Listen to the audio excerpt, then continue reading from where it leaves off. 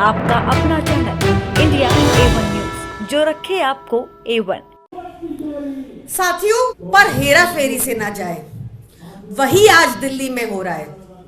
आपने देखा कैसे भाजपा सत्ता पाने के लिए लगातार ऑपरेशन लोटस करती है, खरीद फरोख्त की राजनीति करती है, अब तो वोट चोरी भी करती है, जिसका प्रमाण हम सबके सामने एक वीडियो के जरिए चंडीगढ़ मेयर इलेक्शन में आया। अब कभी कभी ईडी का रूप धारण कर लेती है और आज तो हद ही हो गई। हमारा कॉन्स्टिट्यूशनली प्रोटेक्टेड राइट है एक पीसफुल प्रोटेस्ट करने का, पर भाजपा ने पूरी दिल्ली को एक छावनी में कन्वर्ट कर दिया है, चप्पे चप्पे पर बैरिकेडिंग कर दी है ताकि हमारे कार्यकर्ता यहां ना पहुंचे और उनके भाजपा के खिलाफ, चोरी के शासन के खिलाफ जो चंडीगढ़ में हुआ, तो एक पीसफुल प्रोटेस्ट ना कर पाए। बहुत जरूरी है ऐसी खतरनाक सरकार को रोकना, क्योंकि जो सरकार चोरी से सत्ता में आती है वो सत्ता में आने के बाद सिर्फ चोरी और बेईमानी का ही शासन दे सकती है। मेरे साथ आज नितिन त्यागी भैया और विनय मिश्रा जी दोनों बैठे हैं, वो भी आपसे दो बात कहेंगे। सभी साथियों नमस्कार।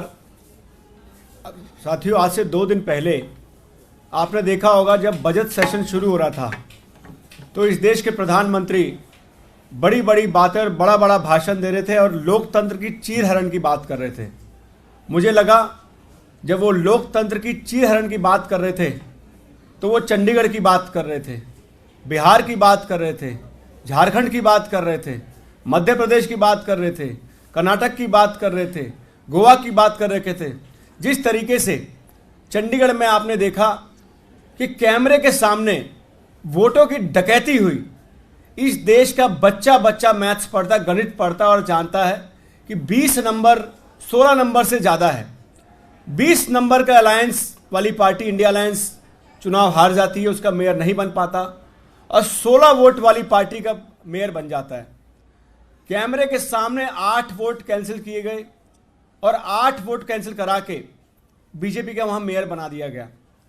आज जब उस चोरी के खिलाफ आम आदमी पार्टी दिल्ली में प्रदर्शन करना चाह रही थी, शांतिपूर्ण प्रदर्शन, हमारे राष्ट्रीय नेता दिल्ली के मुख्यमंत्री और नेशनल कन्वीनर माननीय अरविंद केजरीवाल जी जब आज प्रदर्शन करना चाहे तो आपने देखा बीजेपी की दिल्ली पुलिस ने चप्पे चप्पे पे पुलिस लगा दी, जगह जगह हमारे नेताओं को अरेस्ट किया गया, हमारे एमएलएस को हाउस अरेस्ट किया गया, हमारे काउंसलर्स को हाउस अरेस्ट किया गया, हमारे कार्यकर्ता जो बसों से गाड़ियों से आ रहे थे उनको अरेस्ट किया गया।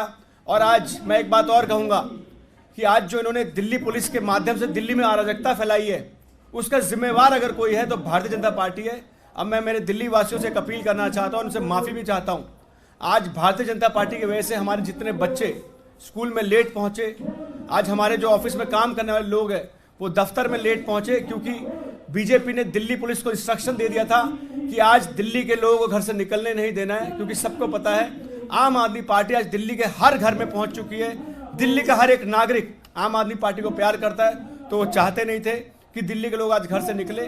तो आज जो दिल्ली में अराजकता है वो आपके सामने है और पार्टी के बाहर आप देख सकते हैं जितने हमारे कार्यकर्ता, उससे ज़्यादा इन्होंने पुलिस लगा रखी है। तो ये पुलिस के माध्यम से आम आदमी पार्टी को डराना चाहते हैं। मैं इनसे कहना चाहता हूँ, आम आदमी पार्टी आंदोलन से निकली हुई पार्टी है, इनके इस पुलिस के बल से डरने वाली नहीं है। जब जब इस देश में लोकतंत्र की हत्या होगी, जब जब इस देश में वोटों की चोरी होगी, आम आदमी पार्टी और हमारे नेता अरविंद केजरीवाल मजबूती से आवाज उठाएंगे और जनता के बीच में जरूर इनके खिलाफ, इनकी चोरी को जनता के बीच में लेके जाएंगे। धन्यवाद।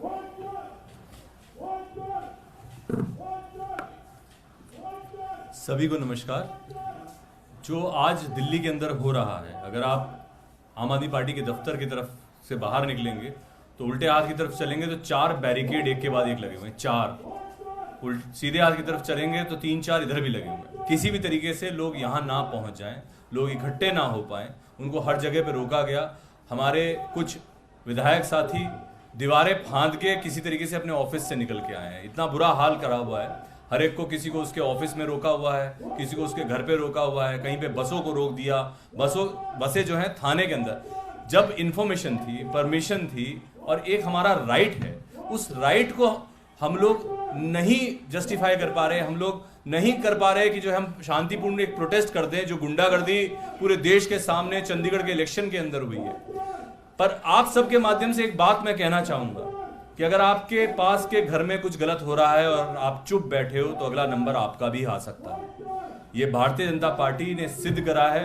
जो लोग पहले चुप बैठे थे, अलग राज्यों में चुप बैठे थे, जो पार्टियां चुप बैठी थी, जब हम लोग ईवीएम के लिए आवाज उठा रहे थे, जब हम लोग गलत चुनावी प्रोसेस के खिलाफ आवाज उठा रहे थे, उस वक्त जो पार्टियां चुप बैठी थी आज वो झेल रही हैं। जब हम ईडी के खिलाफ आवाज उठा रहे थे और जो पार्टियां चुप बैठी थी आज वो झेल रहे हैं। ये पूरे के पूरे देश में बताना चाहता हूं, ये सिर्फ आम आदमी पार्टी के कार्यकर्ताओं को, नेताओं को तंग करने का तो नहीं है। अभी कुछ दिन पहले आपने देखा होगा किसानों के साथ ऐसा हुआ, पहलवानों के साथ ऐसा हुआ, जवानों के साथ ऐसा हुआ, महिलाओं के साथ ऐसा हो रहा है, स्टूडेंट्स के साथ ऐसा हो रहा है। कोई आम नागरिक नहीं बचने वाला है इसके अंदर। सबको मिलकर आवाज उठानी पड़ेगी इस लोकतंत्र को बचाने के लिए, इस संविधान को बचाने के लिए। आज हम लोग आवाज उठा रहे हैं जो गुंडागर्दी के साथ, छल के साथ में वोटों की चोरी चंडीगढ़ में हुई, 2 सीएम यहां पे आने वाले, उसके बावजूद ऐसी छावनी बना दी गई है कि आप आवाज नहीं उठा सकते। आज लोकतंत्र में आवाज उठाना बंद कर दिया गया है क्या? कहीं पे कॉन्स्टिट्यूशन में नई लाइन डाल दी है कि आवाज नहीं उठेगी किसी की। हम सबको इसके ऊपर ध्यान देना चाहिए कि ये गुंडागर्दी कल आपके घर तक पहुंच सकती है और सावधान रहना चाहिए इन लोगों के साथ में। धन्यवाद।